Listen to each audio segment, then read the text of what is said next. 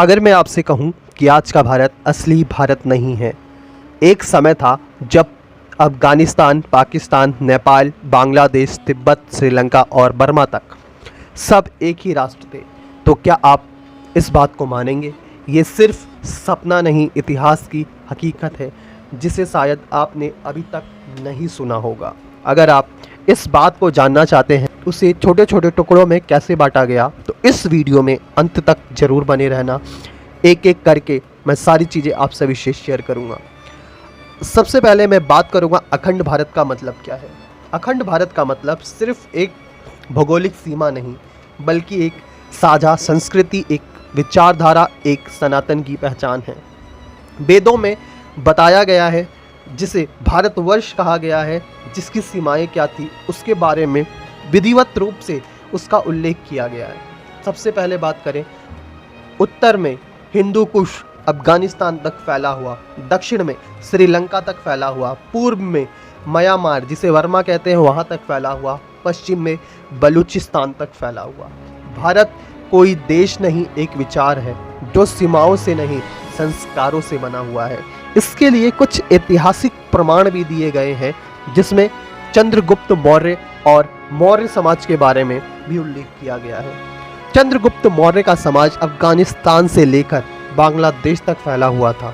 यहाँ तक कि यूनानी इतिहासकारों ने भी लिखा है, Maurya empire is the larger than Alexander empire in India.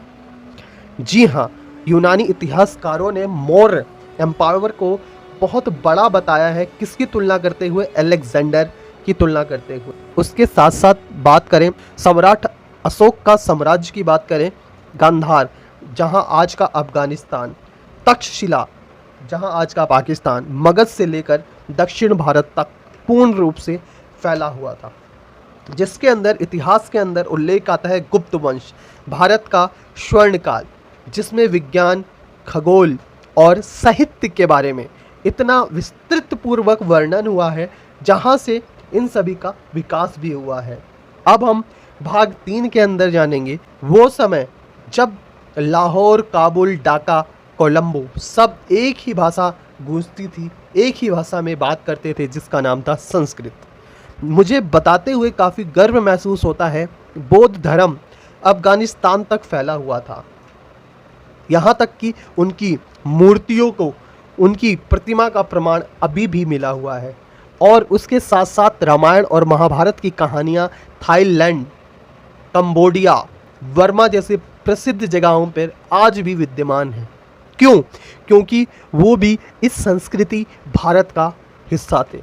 अब भारत का विभाजन कैसे हुआ, इसके ऊपर हम जानते हैं। फिर भारत को बांटा कैसे गया? जब मुगल आए, उन्होंने आक्रमण किया, अपनी सत्ता बनाने के लिए उन्होंने धर्म के नाम पर लड़ाई कराई।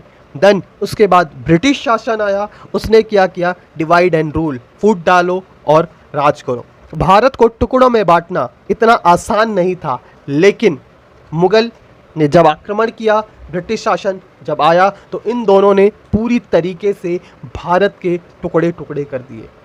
किसी भी राष्ट्र को मिटाना है तो सबसे पहले उसकी पहचान को मिटाओ। अंग्रेज़ों ने सबसे पहले यही कदम उठाया।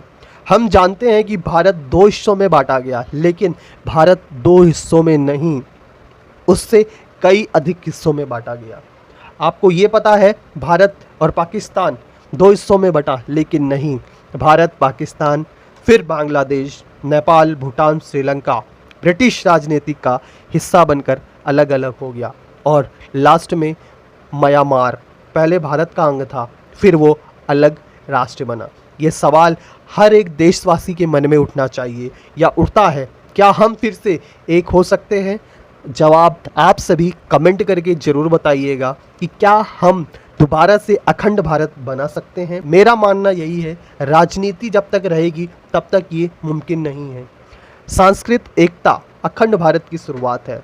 जब हम भाषा, धर्म, जाति से ऊपर उठेंगे तो भारत अपने आप अखंडता की ओर जन्म लेगा और वहाँ से अखंड भारत का निर्माण होगा। आपका क्या मानना है? क्या अखंड भारत सिर्फ एक सपना है, या फिर वो सच जिसे हमें फिर से जानना चाहिए? कमेंट करें। क्या आप अखंड भारत के पक्ष में हैं? कमेंट करें, लोगों से शेयर करें। हम मिलते हैं अपनी नेक्स्ट वीडियो में। तब तक के लिए जय हिंद, जय भारत।